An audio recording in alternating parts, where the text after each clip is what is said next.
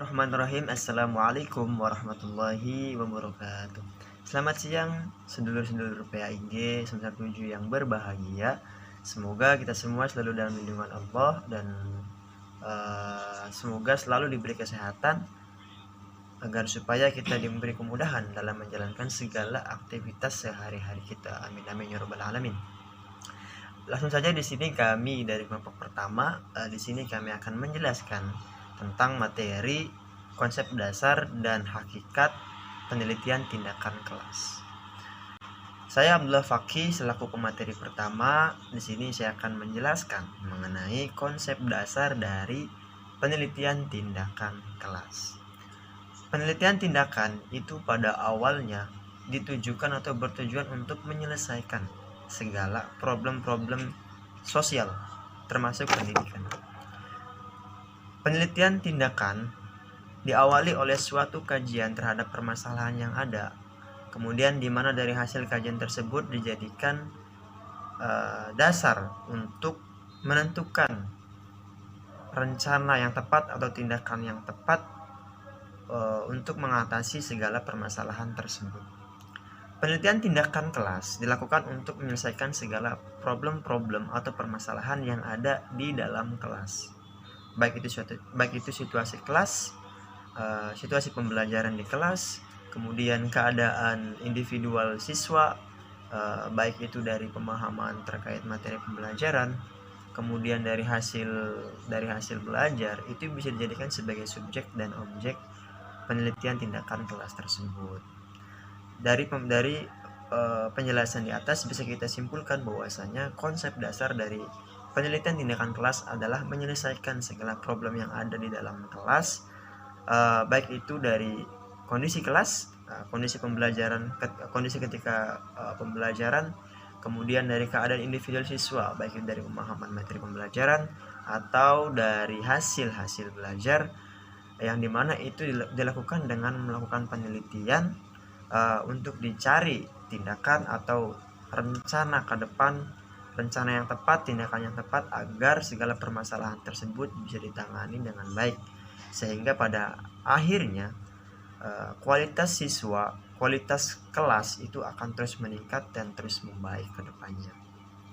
Mungkin itu yang dapat saya sampaikan. Selanjutnya akan dilanjutkan oleh materi selanjutnya, yaitu dari Saudari Feby dan Saudari Jelly yang akan menjelaskan tentang hakikat dari penelitian tindakan kelas.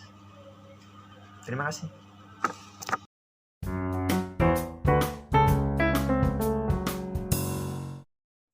Bismillahirrahmanirrahim. Assalamualaikum warahmatullahi wabarakatuh.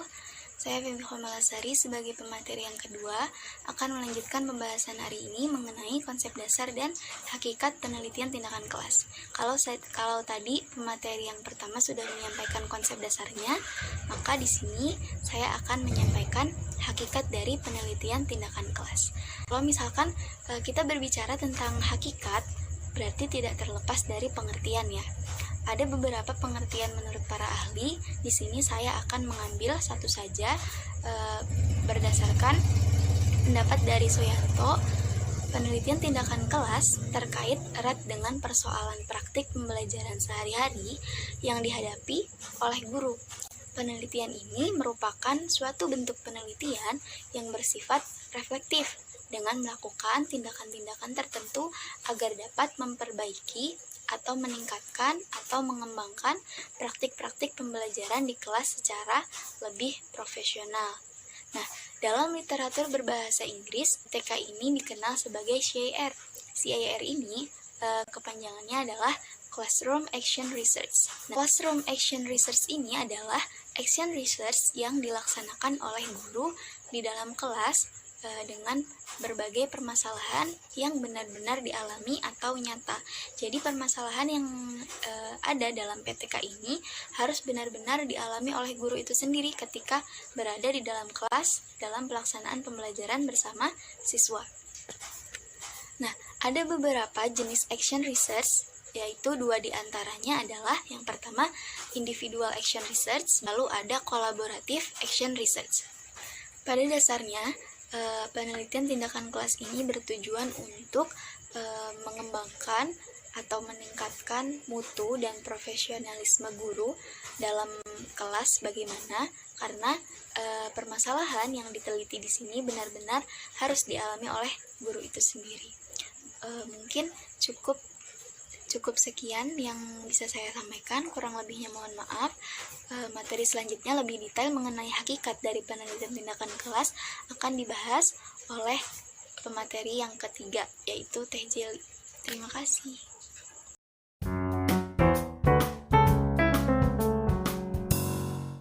Assalamualaikum warahmatullahi wabarakatuh. Perkenalkan, nama saya Jeli Angelita dari kelas PAIG kelompok 1 mata kuliah penelitian tindakan kelas. Di sini saya akan melanjutkan pembahasan mengenai hakikat dari penelitian tindakan kelas. Dalam bidang pendidikan, khususnya dalam praktik pembelajaran, penelitian tindakan ini berkembang menjadi penelitian tindakan kelas atau disebut juga dengan Classroom Action Research. Nah, PTK ini adalah penelitian tindakan yang dilaksanakan di dalam sebuah kelas ketika pembelajaran berlangsung. Kemudian PTK ini bertujuan untuk memperbaiki atau meningkatkan kualitas suatu pembelajaran. Nah, menurut Suharsini 2002 menjelaskan bahwa PTK ini merupakan gabungan definisi dari tiga kata, yaitu penelitian, tindakan, dan kelas. Apa itu penelitian? Nah, penelitian ini dapat diartikan sebagai kegiatan mencermati suatu objek dengan menggunakan cara atau metodologi tertentu untuk memperoleh informasi atau data yang bermanfaat dalam memecahkan suatu masalah. Jadi, penelitian ini adalah suatu kegiatan mencermati objek dengan metodologi atau cara tertentu untuk mendapatkan informasi yang bermanfaat dalam memecahkan suatu masalah. Kemudian tindakan yaitu suatu gerak kegiatan yang sengaja dilakukan dengan tujuan tertentu. Nah, tindakan dalam pelaksanaan PTK sendiri yaitu berbentuk suatu rangkaian atau siklus kegiatan. Kemudian kelas, yaitu sekelompok siswa yang dalam waktu yang sama menerima pembelajaran atau pelajaran yang sama, kemudian dari guru yang sama juga.